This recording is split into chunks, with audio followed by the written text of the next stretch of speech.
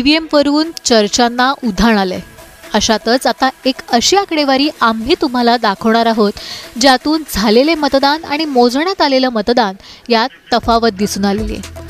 महाराष्ट्रात विधानसभेच्या निवडणुकीच्या निकालात महायुतीच्या तौक्ते वादळाचा महाविकास आघाडीला जबरदस्त तडाखा बसलाय।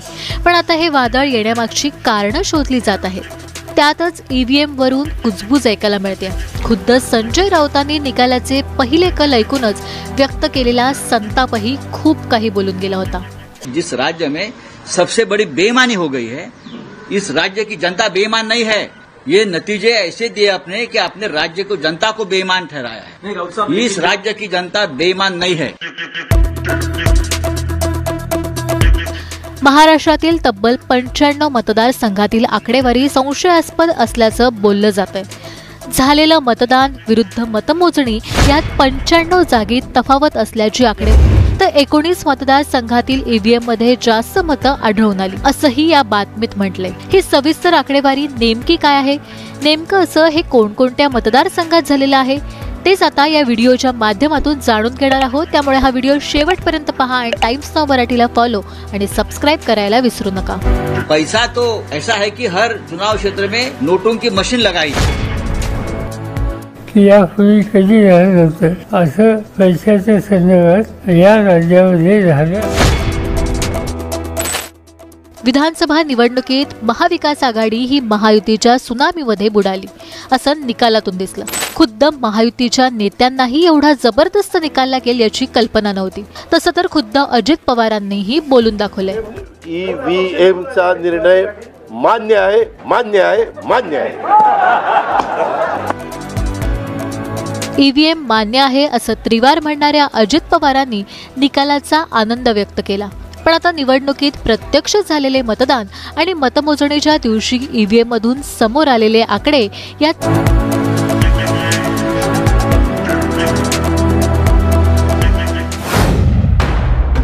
मतदान वर्सेस मतमोजणी।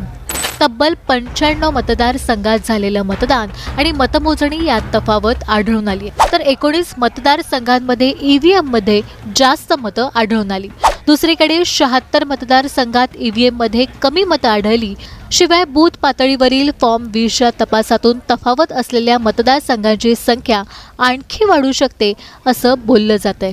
दरम्यान 193 मतदारसंघात मतदान आणि मतमोजणी दरम्यान कोणत्या 76 मतदारसंघात कमी मतं असल्याचं समोर आलंय त्यावर स्टेप बाय स्टेप नजर टाकूया।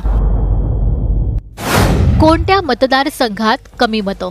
अक्कलकुवा, नवापूर, साक्री, शिरपूर, चोपडा, भुसावळ, जळगाव शहर, चाळीसगाव, पाचोरा, जामनेर, अक्कोट, अकोला पश्चिम, मोर्शी, वर्धा, सावनेर, नागपूर मध्य, नागपूर पश्चिम, कामठी, आरमोरी, अहेरी, बल्लारपूर, चिमूर, वणी, नांदेड दक्षिण, मुखेड, कळमनुरी, जिंतूर, गंगाखेड, पाथरी, घनसावंगी, बदनापूर, औरंगाबाद पश्चिम, गाणगापूर, नांदगाव, मालेगाव बाह्य, बागलाण, सिन्नर, निफाड, नालासोपारा, वसई, भिवंडी पश्चिम, कल्याण पश्चिम, अंबरनाथ, कल्याण पूर्व, कल्याण ग्रामीण, मीरा भाईंदर, ओवळा माजीवाडा, कोपरी पाचपाखाडी, दिंडोशी, सारकोप, विलेपार्ले, चांदिवली,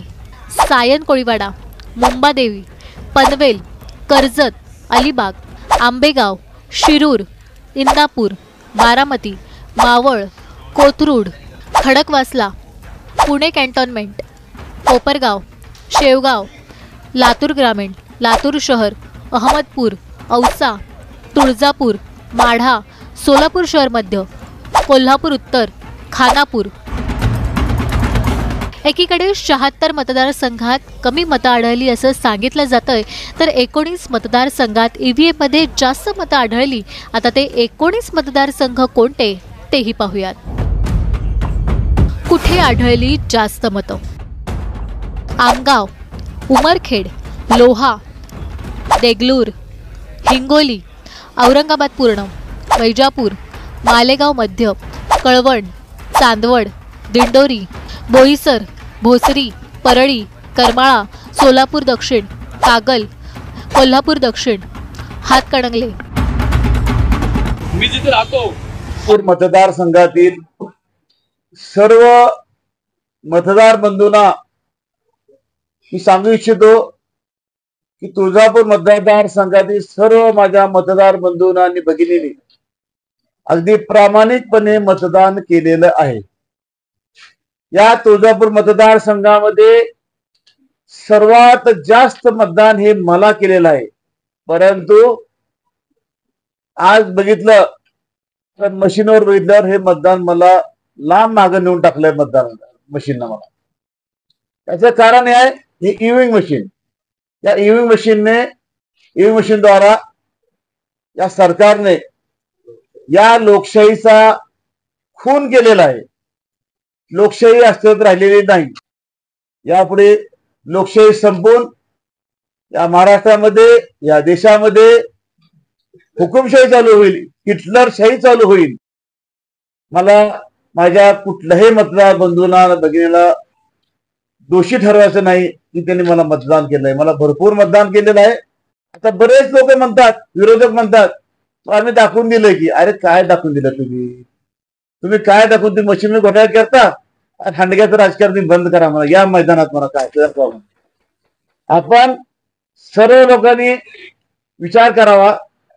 आज जर बघितलं तर मी पैसे न देता लोकांना कुठलाही रुपया न देता माझ्या मागे येणारं पब्लिक आणि तुम्ही रोजाना लागलेले पब्लिक त्याशिवाय माझं पब्लिक जास्त होतं. नजरूची सभा तुम्ही पाहिली. या सभेमध्ये सुद्धा माझ्याकडे येणारा जो वर्ग आहे तो खर्चानं आलेला वर्ग होता. आणि या मतदारांनी अगदी मला संपूर्ण मला मतदान केलंय. आणि त्या गावामध्ये मला ते मतदान देता 2 अंकी हे एकदम चुकीचं आहे. या मशीन मध्ये जर मतदान 3 अंकी जर मला असं असतं ते मला वाटलं असतं खरं काय आपल्या लोकांना काय घोटाळा झाला वाटलं असतं. परंतु असं नाही. संपूर्ण घोटाळा हा मशीन घोटाळा आहे. सरकारने याचा विचार करावा. मतदारांनी हा विचार केलेला आहे की यापुढे ही मशीन बंद कराव्यात आणि सर्व बॅलेट पेपरवर मतदान घ्यावं. मतदान बॅलेट घेतल्यावर कुणीही त्याला दोषी धरणार नाही. बॅलेट पेपर मतदान समोर दिसेल, वेळ लागू द्या, परंतु मतदान हे मतपत्रिकेवर व्हायला पाहिजे. या तालुक्यामध्ये एकदा मशीन बघितली 0 निघालं म्हणून माझ्या गावातील माझ्या कार्यकर्त्यानं रोहित देवकर यांनी सांगितलं की मशीन डबल दाखवा. त्यानंतर त्या मशीनीवर परत त्या 0च्या ठिकाणी 137 निघतंय म्हणजे हा घोटाळाच आहे. त्यामुळे त्या माझ्या कार्यकर्त्यांनी तक्रार करण्यासाठी थोडा गोंधळ घातला. त्याला बंदूक लावून पोलीस बाहेर काढतात आणि पोलीस आपल्या राज्यातले पोलीस नसून ही सर्व पोलीस बाहेर तालुक्या राज्याचे पोलीस या ठिकाणी आलेले आहेत. म्हणजे त्यांना काही बोलायला समजत नाही आणि त्यांना आमचं म्हणणं ते ऐकून घेतात आणि डायरेक्ट बंदूक लावून बाहेर काढतात. अशी परिस्थिती या महाराष्ट्रामध्ये झालेली आहे. हे हुकुमशाही होण्याच्या मार्गावर आहे. तर सर्व लोकांनी विचार करावा. सर्व बंधूंनी मतदारांनी विचार करावा. आपल्याला या ठिकाणी हुकुमशाही ठेवायची आहे का लोकशाही ठेवायची आहे? आपण सर्वांनी विचार केला पाहिजे. या तुळजापूर मतदारसंघामध्ये तर आम्ही कुठल्याही पक्षाचा आधार न घेता आम्ही देवराज मित्र मंडळाच्या मार्फत आमच्या तालुक्यामध्ये आमचे जवळजवळ 40,000 आमचे सभासद आहेत. आणि या 40,000 सभासदा मागचं तर 2 मतदान झालं तर 1,20,000 मतदान आमचंच मतदान आहे. त्या मतदान आमचं कुठे जाणार नाही. हेच मतदान विरोधी पक्षाला आज सत्तेवर आलेले आहेत त्याने आमचं मतदान त्याला डायव्हर्ट केलेलं आहे आणि आम्हाला 3 नंबरचं मतदान आमच्या टाकलेलं आहे. असा आमचा या निवडणूक आयोगाला अगदी आमचा आरोप आहे. यांच्यावर आम्ही या विरुद्ध माननीय न्यायाधीश हायकोर्टामध्ये आम्ही याचिका दाखल करणार आणि ह्या मशिनी पुन्हा उघडून दाखवा आणि पुन्हा चेक करा, रिकव्हरी करा अशी आम्ही मागणी करणार असं मी आज या ठिकाणी सांगू इच्छितो. आपण माझ्या सर्व मतदारांना मी सांगू इच्छितो की आपण ज्या गावामध्ये 0 मतदान असेल, 1 असेल, 5 असेल, 5 पर्यंत ज्या गावात मतदान पडले अशा गावाच्या माझ्या कार्यकर्त्यांना मी शपथपूर्वक लिहून द्यायला होतो की माझ्या घरामध्ये 8 मतदान असताना 5 कसं पडतं, माझ्या घरामध्ये 7 मतदान असताना 2 कसं ह्या गावात मतदान पडतं, त्यांना मतदान गेलं कुठं याची चाचपणी करण्याकरता, हे उघडं करण्याकरता आम्ही न्यायमूर्ती न्यायाधीश हायकोर्ट यांच्यापुढे आम्ही न्याय मागणी अशी आमची मागणी आहे.